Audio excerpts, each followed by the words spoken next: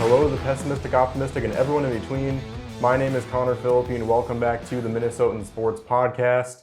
And I'm kind of back from my hiatus I usually do right around the draft time, and there's not a whole lot to talk about. But we're back, and it's a very important episode. And I'm here with a very special person, my best friend Jake Adams. He has all kinds of sports expertise. He's probably the only person that likes to talk about sports as much as I do. And so I couldn't think of a better person to come on here and talk about some of the Twins stuff going on right now. It's right around the trade deadline right now. As of recording this, it's July 23rd. Hopefully this comes out July 24th and not much has changed. But there's a lot of important questions to be answered for the Twins. First, before we even get to that point, I kind of want to talk a little bit about our Twins Lord and Savior Joe Mauer, who got inducted into the MLB Hall of Fame. Was it Sunday that he got inducted? Sunday, yep. And just kind of, we're not going to ever pass up an opportunity to talk about Joe Mauer and the impact he's had on Twins territory. So what did you think of the ceremony and his speech, and just in general, kind of, we can reflect a little bit on Joe Mauer because it's kind of his weekend?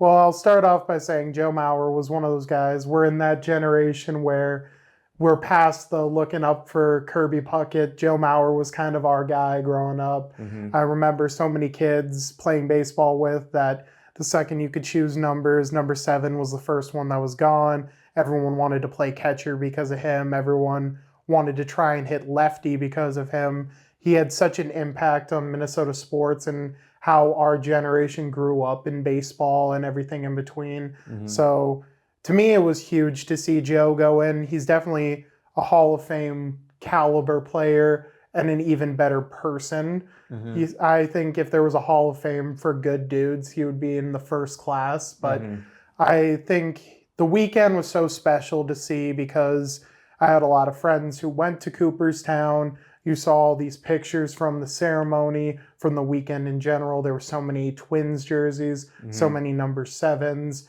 and all these random players who came back to celebrate with him. You had Morneau out there. Oh, yeah. You had the Hall of Famers like Oliva, Carew, Bly Cott, all those guys. And then you had the random people who may have just spent a year or two with him that came out. You had Dozier, you had Dunsing, you had Nick Punto with him, Glenn Perkins. Like, it's awesome to see the impact he made across his career.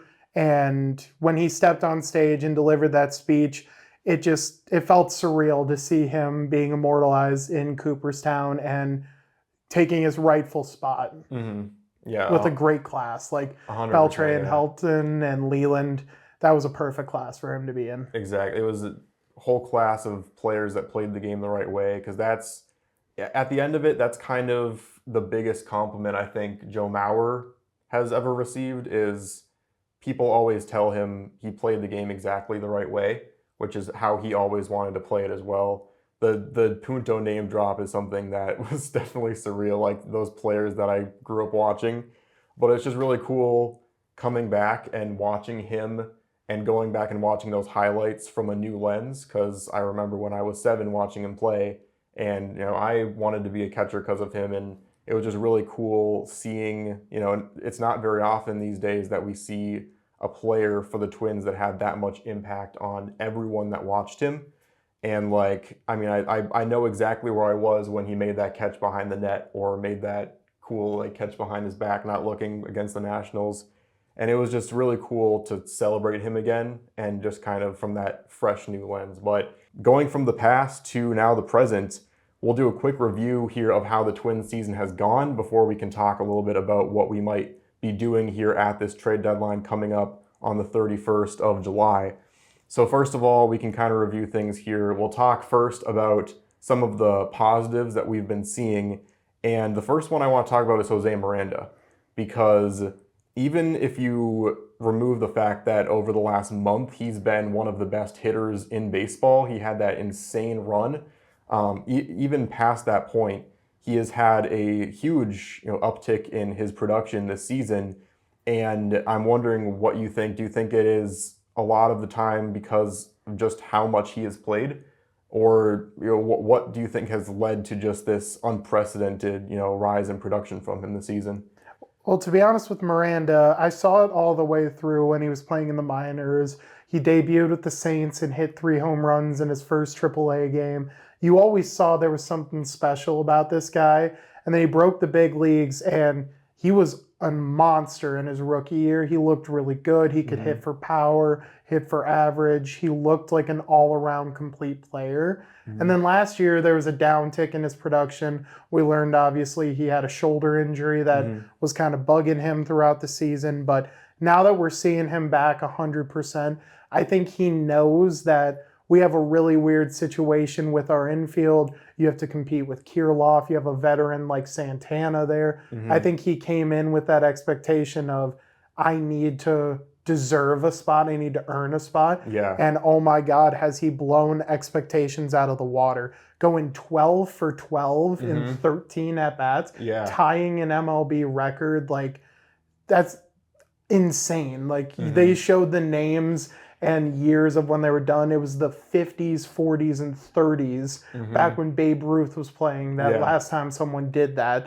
It's insane to think he got on base 13 straight times, let alone going 12 for 12. But it's awesome to see that he's deserving of a main roster spot and deserving of a starting spot. And I think if he can continue this production, I wouldn't doubt him being a first baseman for the future. Absolutely. Yeah, I think that going into the season, Miranda's, like you said, he needed to make the Twins front office job difficult at this stage in the season.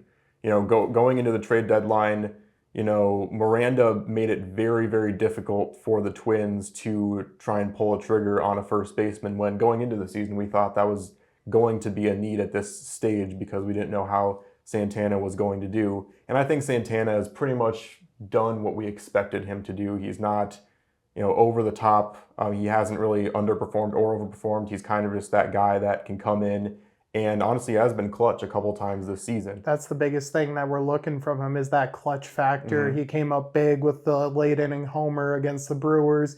In those late inning at-bats, he's getting on base. He's getting runs in.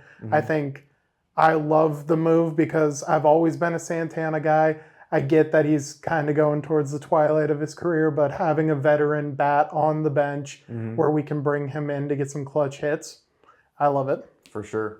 And then moving right down the line, I'll go to Castro next because he was also a player. We kind of just thought he'd come in there, be a utility role, play when people were hurt. But all of a sudden, he became kind of a triple fiend, and he's been producing very well. He kind of cooled down a little bit this last month, but for the most part, he's another guy that's going to make it a very difficult decision. And honestly, I think a lot of people, they wanted us to DFA Farmer and figure everything out with Lee, but now Lee is creating an issue with that because now he needs to be playing all the time. And now it's just a question of Castro has to play all the time. Lee has to play all the time. We have so many amazing infielders. So it creates some problems. But talk a little bit about Castro and Lee and what they've meant to this team so far. I mean, Castro right now is my team MVP. And that's such a weird thing to say when you have a roster like Correa, Miranda, Pablo, Joe, like Royce. You see all these talented players. Castro has played in every single Twins game so far. He's played left, he's played right, he's played second, short, third. Anywhere we need him to be, he'll be there and he'll be effective as a fielder. Yeah. And at the plate, he's still an effective hitter. He's not hitting for power, but he's getting us extra base hits. He came up with a couple clutch doubles this week and got the first All-Star game nod of his career, which well deserved. I thought he could have been a starter if they really broke it down and it wasn't as much of a popularity contest. But exactly. I'm loving what Castro's doing for the team. I think he's one of those unsung heroes that a lot of people need to be paying attention to what he's doing and how he's produced for us. But man, Brooks Lee looks like a solid baseball player. I said it from the day he was drafted. I think he was one of the most well-rounded prospects coming out of that draft group. And while he's starting to cool off at the plate a little bit, that glove is looking beautiful. Mhm. He's a guy who can play second, short, and third. He's been filling in at third while Royce has been on the IL. Yeah. But I think he could easily fill in any of those middle infield positions. We've got Correa a little banged up too. Royce looking like he's going to come back on a rehab assignment here soon. Mhm. So I'd love to see a left side of the infield with Brooks and Royce. It feels like there's a certain kind of swagger he has to him where he's just already calm, cool, collected, kind of the same way Lewis came in. He came in, he was confident in what he could do, and he didn't skip a beat. He came right in and started producing, and that's honestly a very rare thing here in the MLB. But we can kind of move here to the negatives, and I will kind of gloss over Farmer a little bit because we never really came into the season thinking Farmer was going to be like an X factor for this team, but he has been just atrocious. And right now he's on the IL. I just don't see a spot on this team where he can play once he comes back, especially with the way Lee's been playing. But it's just kind of a rough situation for Farmer who came in this season, and there's really hasn't been a bright spot for him. Yeah, there was a huge narrative towards the beginning of the season that he was very unlucky with his at bats, and I'll admit there were a couple of really nice plays at some at bats, but it's gotten to a point where he's just not producing to the point where we need to be keeping him on the roster. We have so many young guys that are rising and even more that are on the way that I get you're a clubhouse guy. He's a good veteran in the clubhouse, but that can only go so far when it's taking up a roster spot. So I've loved Kyle Farmer. I'm glad that we had him for what we could, but I think it's time to move on. Yeah.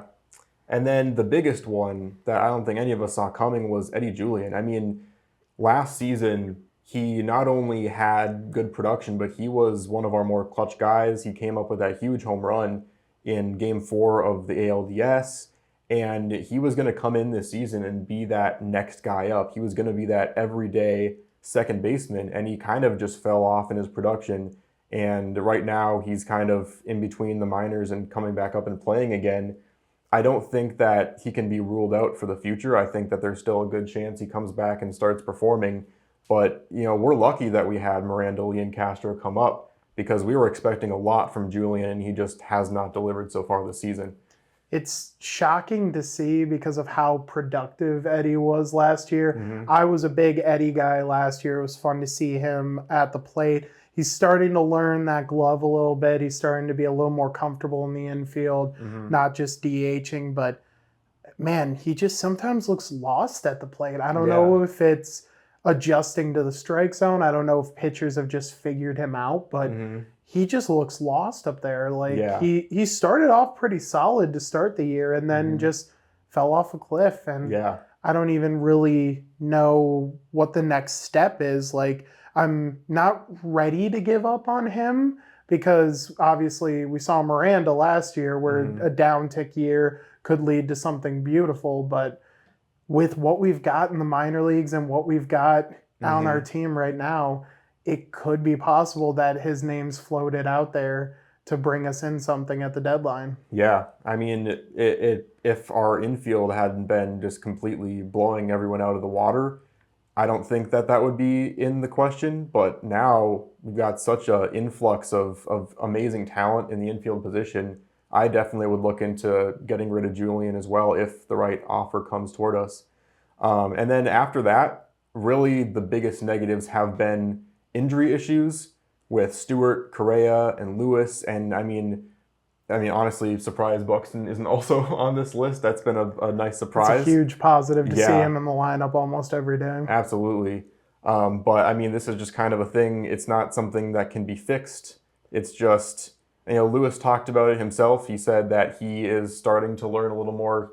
He is not going to do the team any good by trying to play through injury and just trying to kind of actually heal up from these things that have been plaguing him. Correa, I mean, it's now the other foot for his I just completely messed that up. Plantar fasciitis. It's a different foot now that he's going to have to heal. It doesn't look like it's as bad of an injury, but now Correa is starting to deal with those same problems. And it's just kind of that thing of it's not something that we can fix. It's something that we have to find a way to work with. And I mean, we kind of did it last year. But honestly, the fact that we're 11 games above 500 right now with those guys almost consistently hurt is pretty impressive. Yeah. I definitely feel bad for Correa because while I'm not a professional athlete making millions, I also suffer from plantar fasciitis. Oh, yeah. And it's not an easy thing. A lot of people have dealt with it where it's just like one day you wake up and it's way worse than you expected, but Yeah. it's not easy to just push through. But the production we've seen from him so far, I'm hoping that he can just rest up a little bit, make his body healthy. We've got enough young talent right now that's producing where he can fill in and get back to close to 100%. And then we'll see him, I would say probably in the next couple of weeks, we'll see him back. But I don't want to rush it with Correa because we need that bat come October. Yeah, exactly. So I don't want to rush it into that. Royce, there's really nothing much to say. I'm a huge Royce guy. You know that. A lot of people know that. And it just sucks. It really does suck to see a young guy who plays with so much passion and so much energy and always has a smile on his face. And the production he does give us when he's on the field is amazing. But Oh, yeah. it just really sucks to see him dealing with this really young and starting to see some of the fans starting to turn on him. And it's getting a little annoying, but I get it. It's nothing he can control. So it's just figuring out that good middle ground. Hopefully we don't lose a lot of the production with it, but I think Royce is still a young star that could be up in the top 10, top 15 of this league if he just figures out how to stay healthy. Yeah. And then there's just the random injuries that like you didn't think would be as impactful. Brock Stewart is one where everyone's like, oh, he's going on the 15-day. We'll see him in 15 days. And then now we're in end of July and we haven't seen him for a while. He's rehabbing in St. Paul. So hopefully he'll come back up and be helpful to the back end of the bullpen. But man, the people who've been stepping up in those injuries are huge. Like you see Jax stepped up when Stewart went down. Cole Sands recently has been on a tear. Oh, yeah. He's been helping out the bullpen a lot. Duran's starting to find it again, get back into his groove. But injuries are just the name of the Minnesota sports game. So I'm hoping that we can get into August, into September with a healthy roster and just look like a beast in the AL Central. Oh, for sure. Yeah, I mean, this is some pretty rough timing. You know, we had to drop 2 games to Milwaukee. It's going to be tough to win these next 2 games against the Phillies. If we can get them both back, though, for that gigantic 4-game series against Cleveland from the 9th to the 11th of August, hopefully we can get them back by then. But even if not, you know, it all comes down to we need guys to step up while they heal, because it's more important, like you said, to have them in October than to have them in these games. And there's still 63 games still to play. So no one game at this point is more important than keeping those guys healthy. And then this is kind of a more recent issue, but we are starting to see some of those issues we had last year with runners in scoring position. Obviously, the 2 big ones we saw were against Milwaukee, multiple times bases loaded with an opportunity to, you know, make up those 2 runs, and we weren't able to do it. Do you see that continuing to be an issue? Because it was kind of a problem that was starting to pick up even when Correa and Lewis were in the lineup. It's just something where I've never been able to figure out, how do you fix a problem like that? Is it just something you need more confidence in the dugout?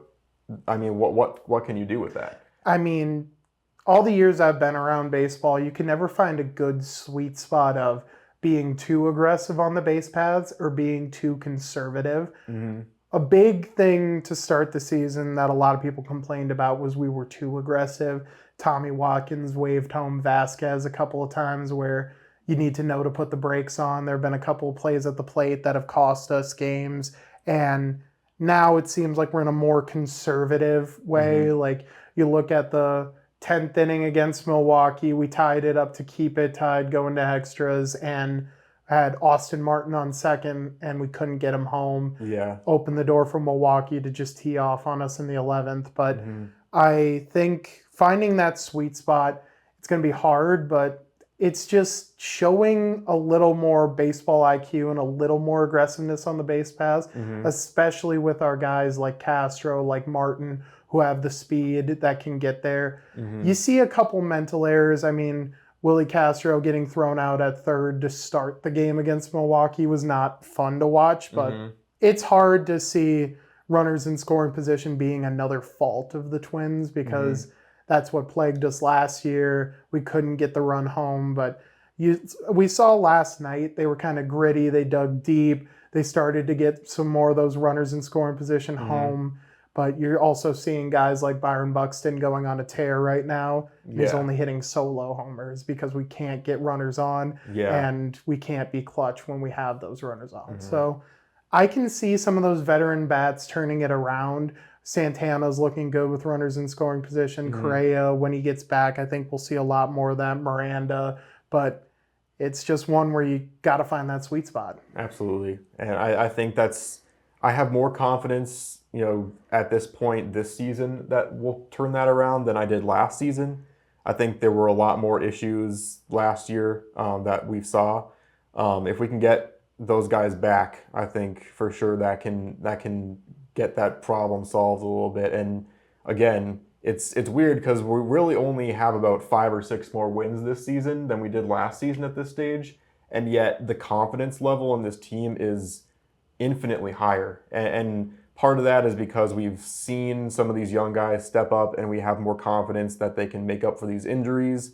Part of it is because we feel like we have a little more help in the bullpen than last year. I mean, these guys that were blowing games last year are some of our better players right now. I mean, Cole Sands last year and even Griffin Jax last year, there were points where I was scared to see him come up. And all of a sudden, Jax is now locking everyone down, and Sands is actually starting to play pretty well. Alcala, he has his 1 or 2 bad rough starts or rough go-rounds, but he's been good as well. So I think that's creating a lot of confidence. And now, just to kind of set the stage for this trade deadline, the Twins, even after dropping a few games here and having some injury issues, we're as close to Cleveland as we've been all season long, because now Cleveland's lost 3 straight. They're starting to kind of slump. And if we can take advantage of this a little bit, we've got Detroit coming up. We could potentially go into the trade deadline, a few games behind them. And so it's interesting how that can kind of change because Cleveland has one of the best records in the league right now.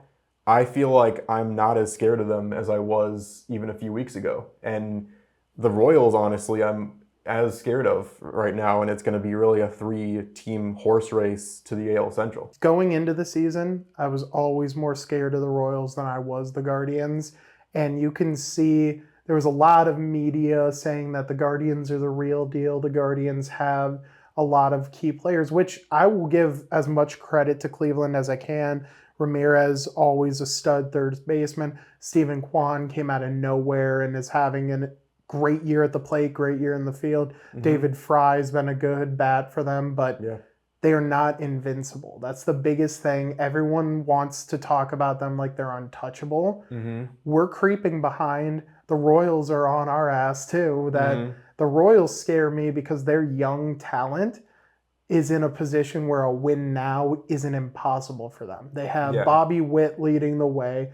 You have 2 insane pitchers in Cole Reagans and Seth Lugo. Lugo came out of nowhere. No one expected anything from him, and he's a Cy Young candidate pitcher right now. I mean, I'm astonished at what they've been doing. That's where Cleveland is falling short. Their starting pitching is starting to look a little rough. Like McKenzie just went down to the minors. They don't have a bona fide ace anymore. Like there's no one guy that can shut the door on anyone. So I think Cleveland is just out of grasp, but it's really fending off the Royals while catching up to Cleveland because the Royals have had our number all year. We've been in absolute street fights with them all year long. Bobby Witt has our number, and that scares me more than anything, but I think it's going to be a fun end of the season race between the 3 teams. Yeah, and I think it'll all really, it might all culminate in, we have 7 games in like mid to late September. We play Cleveland 4 more times, and then we play the Royals 3 times, or that might be switched. But that stretch could end up just deciding this division. Yeah. For sure. All right, so now we've kind of talked about everything that's been happening with the Twins. Now it's time to look towards this trade deadline. The first thing is, it doesn't matter really what we want the Twins to do. It's about convincing this front office to even do something in the first place. So the biggest question, will the Twins actually go for it here? Are we going to be more soft buyers where we pick up one aging guy and it doesn't end up making a difference like we've been doing the last couple years?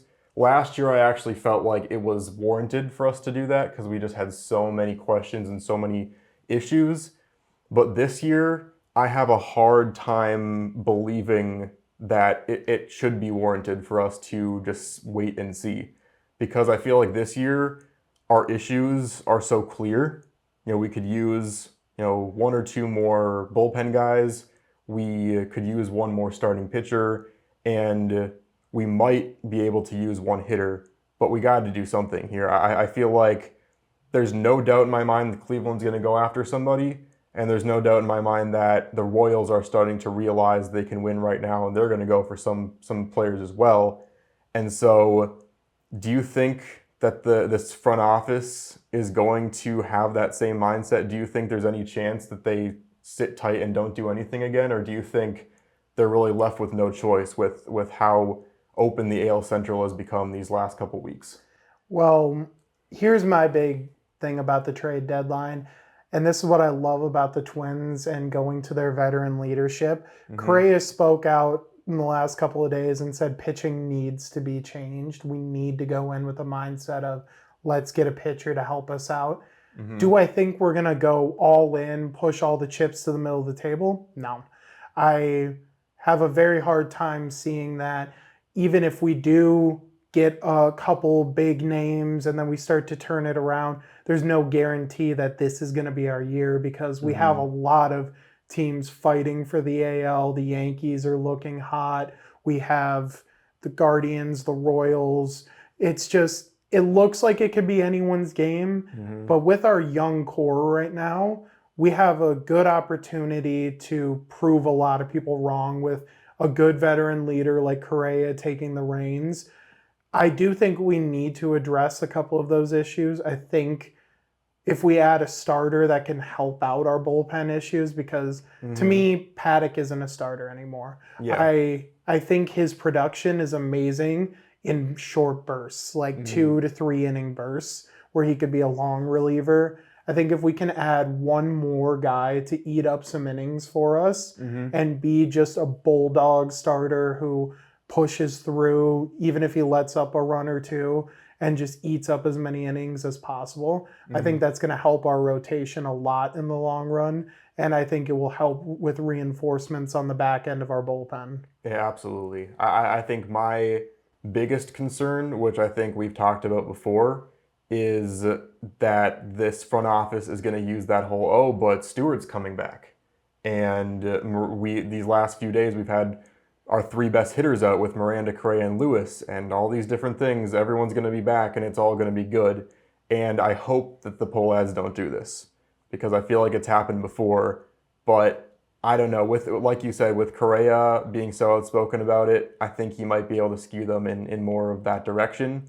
Because I don't think that we're going to do much on the hitting front, especially because it's going to create so many issues, because we're already trying to figure out where to put all these guys that are coming up and starting to produce. But the next thing here is, one thing we could do is we could move Kepler. And we could get someone either in the outfield or a utility guy to replace him. And we have both been very outspoken about Max Kepler the last couple of years. We both feel the same way about the fact that if we didn't have so many great options in the infield, Polanco would be here instead, and that he should be here instead. Obviously, with Lee coming up and everything, it was a good decision. But I think it's time for Kepler here. He has a good enough, batting average and good enough stats this season where I feel like we could still get something from him. He's commanding $10 million a year, and I think he straight up doesn't deserve it. And I think the biggest glaring thing is these playoff stats we have in front of us. 12 games, 41 at-bats, 6 hits, 2 runs, a batting average of 146. And the kicker is I still can't watch him hit without thinking about that very last hit or very last at bat of the ALDS last year, game 4, game on the line down 1, and you watch a ball shave the corner for a strike. It doesn't matter if he thought that was a ball, you swing at that. And I mean, he has these little stretches where he starts playing well, and he I guess the one thing he has going for him is he's kind of a Cleveland killer. For some reason, he plays well against Cleveland every single time. But I hate the fact that he just plays well enough in those stretches where people think he's back. It doesn't matter if he is hitting 320 in the regular season. He can't hit in the postseason, and that's what we should be going towards. I don't think that he is going to do anything for us down the stretch and in the playoffs. So I would much rather us get rid of him, shave off that cap space for the next couple years, and potentially make a trade for someone. Maybe our good friend Rooker could come back here and be our utility guy again. But is there anything I said that you disagree with, or are we both pretty low on Kepler? Well, here's what I'll go back to, because I do think about that strike 3 way too often, not just because the reason he watched it go by. You have the best postseason bat in Carlos Correa on deck, and you're going to watch strike 3 go by. That to me, that's so tough because I coach baseball and I try and tell kids, get the bat off your shoulders, protect, try and put it in play. You have the season on the line.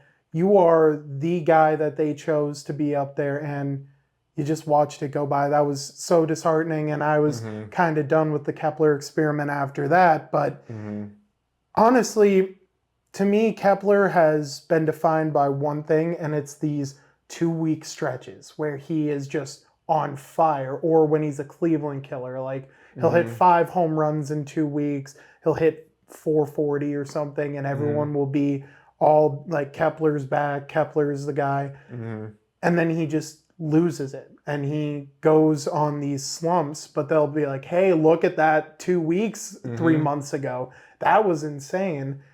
It's not worth it anymore. And nobody seems to think that he is the impact guy anymore. He's just a guy on the roster. The one thing I will say that he provides value in is being able to play that right field position really well. He learned how to play the limestone. He learned how to play off the field. Like, he's made a couple good outfield assists or prevented runs because he can play the limestone really well. But besides that, it just, to me, it's time to be done. The only thing he's being kept around for is all the girls buying his jerseys. I have been against Kepler. Like, I respect his game, but it's time for him to put on another jersey. It's time to see what we can get for him. I thought he should have been in that Seattle trade with Polanco to see what we can do, but I'm so ready to just be done with Kepler. We have too many young guys who can fill that spot. We have a logjam of Martin Larnick and Wallner right now that can take up that outfield position. We got Emmanuel Rodriguez. We've got Walker Jenkins, all that are primed to be insane talent. So the odd man out right now is Kepler. Absolutely. If you were to get rid of Kepler, would you go for another option here? Because we've got some hitters that can be rental options this year, namely 3 guys, I think: Randy Arozarena, Lane Thomas, and Brent Rooker. I think are the guys that we could potentially get this season. Because, I mean, Larnick has been pretty good, but I mean, he's been pretty common in left field, and he will probably stay there. And, you know, the guys you mentioned, all of those guys are guys that will be great talents. Do you want to count on them this season in October when you might just be calling them up for the first time? Do you think that it would be a good idea to get another hitter in the outfield, or do you like where we're at? I tend to go back and forth on this question because I was always a big Brent Rooker guy when he was coming up through the minors and when he came to the big leagues. And obviously it stung a little bit when he got traded. Like, I thought he was going to be a good talent, but it was in the same situation. We had a log jam in outfield, and he was an odd man out. And obviously, we saw the trials and tribulations he went through to be this star player. I mean, he went to Padres and then barely got any time there. He went to the Royals, barely got any time there. He went to Oakland, and now he's just found his comfort zone, and he's starting to find his swing, getting his power. I think he is a solid talent. I don't think we should be going for him because Oakland seems to be holding their guys at a higher price right now. I mean, you see Rooker and you see Mason Miller as the two guys who are going to probably not be in an Athletics uniform after this deadline, but they're holding them at two top prospects and an MLB ready guy. I don't know if I'm ready to shill out the farm for that, for a guy who could give us a great second half production. But what happens after the season? Where do we go from there with all this talent we have coming up? If we're going to go into a rental situation, I'd rather do it for pitching, where we can kind of give away, like, we have some top 10 prospects that I see as kind of the bait, I'll say, for the trade deadline. The one that I look at the most as a guy who can headline a package is Gabriel Gonzalez, who we got from the Mariners. I think he's young. He's a hungry talent. He's got a good glove. He could be a great bat at the big league level. We don't know when that will be, though, as he's hovering around the high A area right now. I think he could command a big return, but I think right now where I'm sitting, I don't know if I want to add anything to that outfield for the bats right now, because we've seen Larnach, who will absolutely crush righties. And we've seen, even, I hate to say this because I was so against him at the beginning of the season, Manny Margot's crushing lefties. Martin provides that glove out there, and Wallner, when he finds a swing, he hits it a mile. I'm willing to give them a chance because we're giving them such primetime opportunities right now, but I don't know if it's worth it to go a rental way for a bat unless it's a big name going to help immediately. And the only one I can think of that would be out of the question and no one really wants is Pete Alonso. I think that's the only one who I would actually say, hey, I'd throw a couple prospects to the Mets and say, let's see what Pete can do for us. But obviously Miranda's looking good. Santana's looking good. I don't think it's going to happen. Especially since it's kind of a yellow to red in the like tradability scale. The Mets aren't even 100% sure they want to get rid of him. Unless they get something that's going to blow them away. So I agree with that as well. So next up, really, I think it all comes down to the pitching, with the starting pitching and relief pitching. But when it comes to starting pitching, really the question is, where do you see this guy that we want to get, if we do get him, in our rotation? Because we've got Pablo Lopez. I still have no doubt in my mind he's going to figure it out. He's already starting to. We've got Joe Ryan, who I'm a lot more a lot less skeptical about at this point this season than last year. He's starting to figure out those home run issues, and he's one of our best pitchers now again. And then we've got Simeon Woods Richardson, who is outperforming what I thought he'd perform to start out the season. He's actually playing insanely well, but he's got that whole rookie in the postseason type concern. And then you've got Ober, who is so streaky, who, if he gets on a good run, could do well.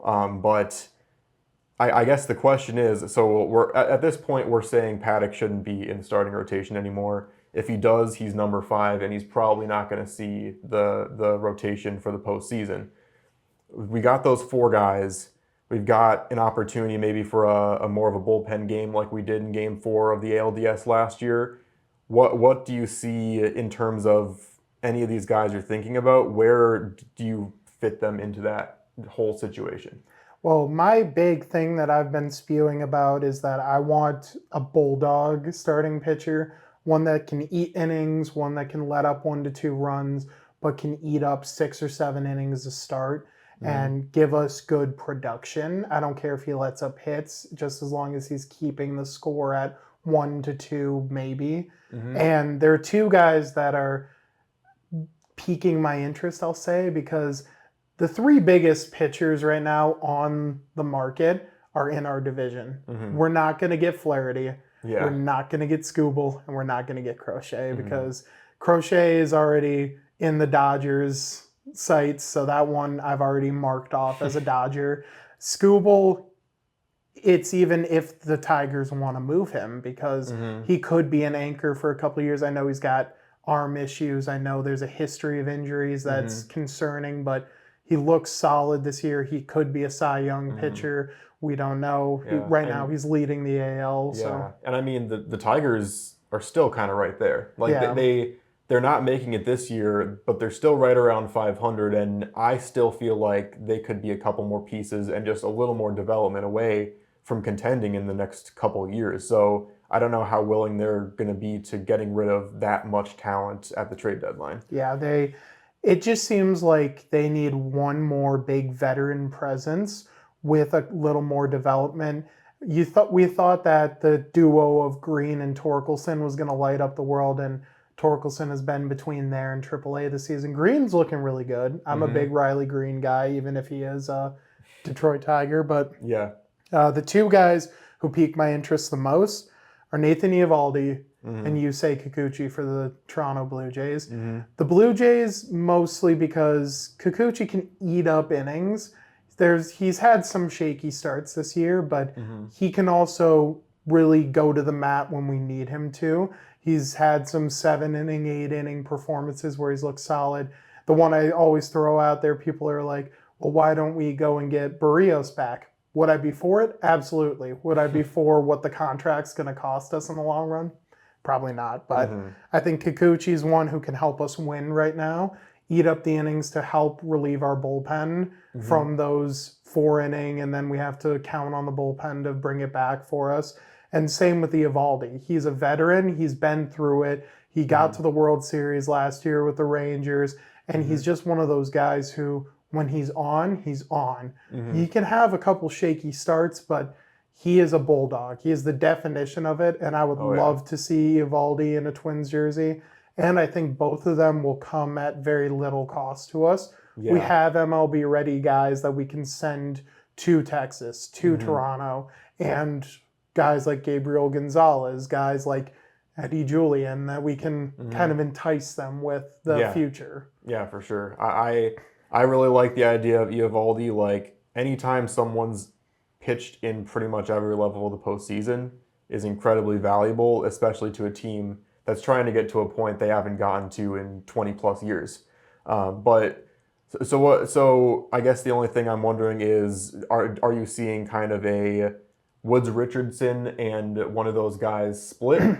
Are you seeing Woods Richardson kind of take a little bit of a go on the back burner a little bit, considering he is a rookie? I think I have to keep Ober in right now because you saw what he did with the 80, 85 pitch complete game against the Athletics, granted Athletics, but Yeah. he looked the Phillies, probably the best team in the National League, in the eye last night after letting up a 2-run homer to one of the best hitters in the game, Bryce Harper. Mhm. And then he completely shut him down. He sat down 12 straight. He just made them look embarrassing. Like, Yeah. he challenged Trey Turner. He challenged Bryce Harper, Castellanos, Schwarber. Like, he challenged those guys and sat them down in order. So I, right now, can say that I would have Ober being a starter in the postseason.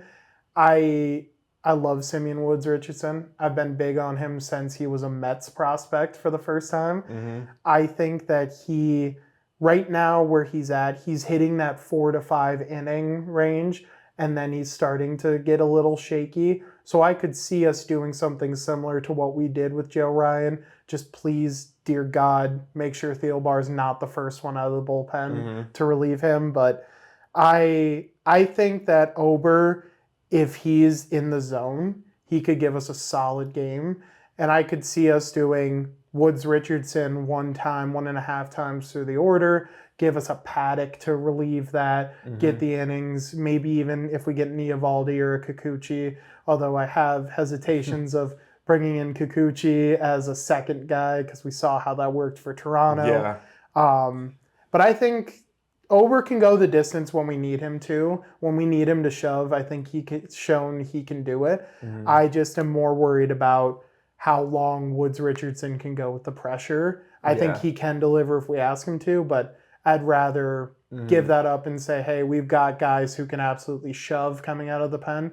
Let's show them what we got. Yeah, exactly. I mean, we've seen time and time again what, inexperienced pitchers, especially because, like, obviously we don't know what is going to happen in the postseason.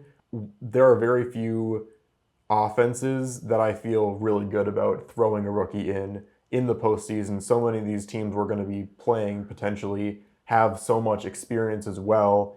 Like, I don't, especially like a team like the Astros, I don't want Woods Richardson pitching against the Astros. I mean, we don't want a situation like 2019 where Barrios was pitching like one of the best pitchers we've had in a long time. We still threw him in against the Yankees, and I mean, he didn't have a leg to stand on. He just didn't have that experience. So that's definitely a good point there. I thought you were going to go with the fact that we sent Randy Dobnak out for Oh. game 2. That's probably a more likely That's- comparison. I mean, I feel like Woods Richardson, though, is not Randy Dobnak. Oh, he absolutely isn't. All respect to Randy Dobnak, but Mhm. when the Twins looked the media and all the fans in the eyes and said, hey, the harshest environment in the American League to play in the postseason, we're going to send Randy Dobnak out there.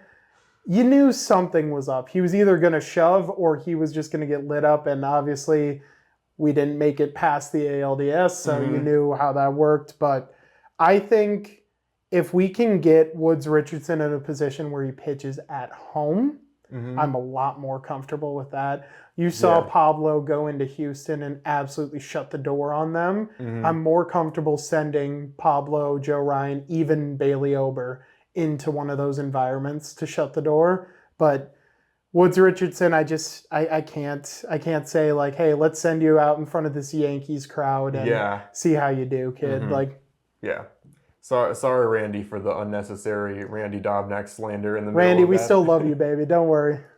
But yeah, I guess all that's left is relief pitching. I mean, I feel like starting pitching, it would be great to add another guy. I think this relief pitching staff could win us some really big games. I think adding a couple more like great pieces to this relief pitching core could be the difference between moving on in a round of the playoffs or not. Especially if we do roll with the rotation we have, it would be great to have a lot of relief pitching options. Stewart is going to come back eventually. It should be soon. He's in St. Paul right now. I feel like he'll come back and make an impact pretty immediately. But yeah, we look at what we've got right now. We have Stewart, we have Duran, we have Alcala, we have Jax. I mean, we have so many great options, but it's huge to add that fifth or sixth like good option. You never know when someone's going to start struggling. You never know when you're going to have a longer relief opportunity. You never know when you're going to go into extra innings.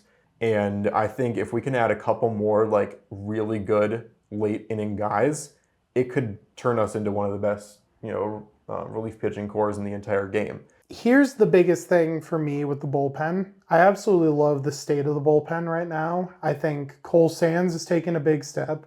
Jax is looking like an all-star caliber reliever. I thought he should have made it over a guy like Clay Holmes. Duran's finding his groove again. And then you have those surprises. Like you have Alcala, who's touching 100 now. And when he's on, he's on. Stewart always, before he got hurt, he was at a zeros across the ERA, and he was looking pretty solid. I think once he comes back, we'll see a lot of the same stuff from him. We have a lot of liability towards the other half of our bullpen.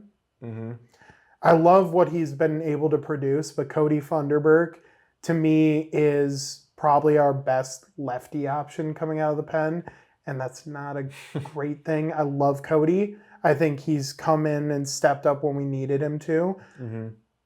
Caleb Thielbar cannot be pitching for the Twins in the offseason. He has looked like we've been underhand tossing him to batters so they can just hit it as far as they want. He looks absolutely useless against righties.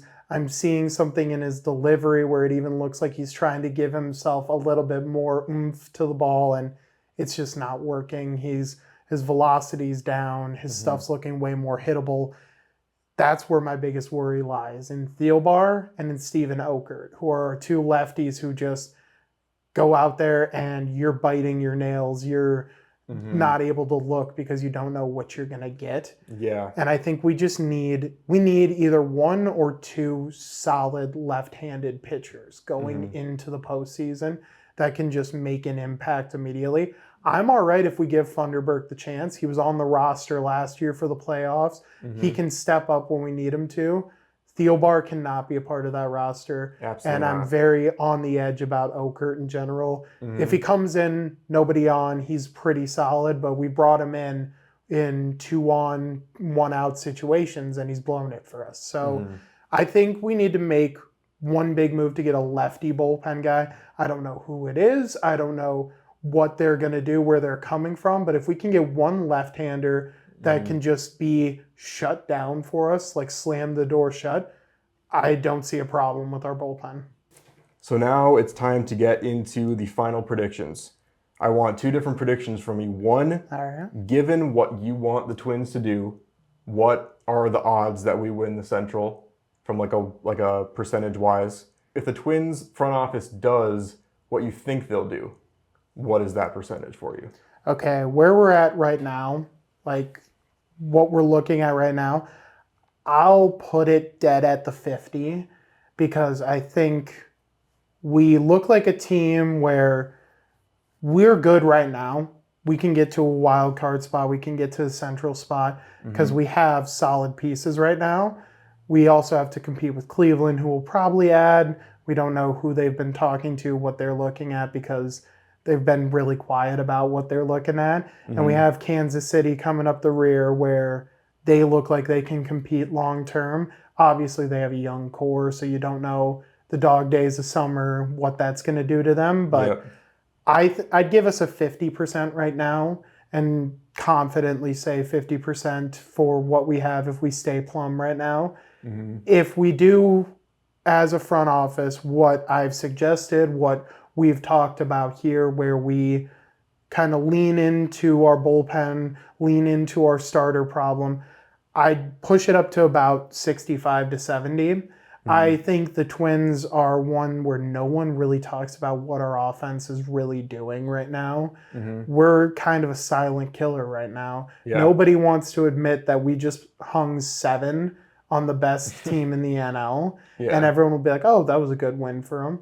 Isn't that a little weird that we just took out one of the better starters in the game in Ranger Suarez with a lineup that didn't have Correa, Royce, or Miranda in it? And we're going to look down Zach Wheeler tonight and with a similar lineup and say, hey, we might have to hang 5-6 on you too. But I think I'd put us at about the 65 to 70 range, because if we can just figure out some dude to eat up innings for us and give us quality starts, and we can figure out our bullpen where we're not biting our nails and hiding our eyes from Thielbar, Okert guys coming out, I think we can be an all-around solid team. And my big thing that's going to lead that is the combination of Correa and Royce. I think if those two can come back, even hitting and fielding at 85%, it's going to be tough to mess with the Twins. Absolutely. I mean, there is absolutely no reason why I would ever call injuries to Correa and Royce a good thing. But at the very least, there's been some really good young guys that never would have gotten an opportunity that have come up now, and they've shown us what they can do. Show and the grit. Yeah, and we now know we have those guys at our disposal. And the best part about it is they are all fighting to prove that they belong on next year's roster, which is even better, because now, even if we had any doubt at all that these guys were not giving 100% of what they have, now we've got these young guys that are trying to make this front office have some really difficult questions to answer in the offseason. And Brooks Lee came up when Royce Lewis got hurt, and I'm sure even Royce himself would say, hey, at least there's that. And we've got a perfect mixture, in my opinion, of veteran guys, young guys who have their whole career ahead of them, who have a lot to prove. It's just a great combination. And again, if that health can get fixed, if we can find a way to keep these guys healthy throughout the rest of the season, I definitely think we can win the Central. I think, honestly, I would put our odds at 70% with everyone healthy and with getting those improvements to our roster. If we struggle with injuries or if we decide not to make any changes to this roster, I think I agree with you, it's about 50%. But I think our odds of making the playoffs are about 80 right now, especially because I don't know if the Mariners and Red Sox are going to be able to catch us. Honestly, if we don't win the AL Central, I'm kind of hoping we fall to 6 because I would much rather play the Astros or Mariners than have to play a 2 out of 3 series against the Aces with the Yankees. But I'd much rather go for the AL Central, even if that is the result. But obviously, playing the Yankees is never great. Is it a little weird that I kind of want to be in the wild card series? You've seen teams step up where they get eliminated first round in the ALDS and they blame the bye week and all that stuff. Mm-hmm. I kind of want to show our grit. And obviously, it didn't work for us last year. We were on the precipice of breaking that game 5, showing us Pablo versus Verlander for a chance to make it to the ALCS. But I kind of I think this team, if we can get a running start in the playoffs, it'll be hard. It'll be hard to take us down. Yeah. I'll take winning the Central because obviously, oh man, you can hand us the Central, but I kind of want to see us in a position where we go to Houston, go to Seattle, go take them down, keep moving through the ranks because I think that's it. We're a team that needs to prove ourselves. And obviously, I don't want Cleveland to be sitting on top of the mountain because that looks bad for us. But I think Cleveland's a beatable team. We can easily take the Central if we lock in and figure out what we're going to do, how we're going to do it, and how we're going to stay healthy. But as much as the Central would look great on a banner and giving us a chance to kind of breathe, I kind of just want to run the table and run through the playoffs. I definitely can see that. Well, yeah, we'll see what happens, but it's been a pleasure, Jake. Yeah, thanks for having me on, This Connor. was a lot of fun. I think this next week will be really fun to see what the Twins eventually do. The fact that we don't have as many notes on players that need to be traded for bodes really well for how our team is looking. Absolutely. It's really just getting guys back and trying to keep them here, and obviously getting some extra padding in that starting rotation. But we're in a much better spot than we were last year. Absolutely. And I'm a lot more confident about this team. And there's a lot of young guys that are making their mark. So this will be a lot of fun these last couple months of the season. And hopefully we'll be talking about a Twins postseason run here in early October. And you can come on for that as well. And we'd love to be back for it. Obviously, a lot of Vikings content coming up. It's going to be a really interesting season for the Vikings, for better or for worse. Oh, yeah. And it's going to be a lot of fun. But I'm back better than ever. I'm going to be posting stuff a lot more, often now, maybe 2-3 times a week as we get closer to more crunch time in the MLB and as the NFL gets closer to starting up here in late August and early September. But thanks so much for watching this one.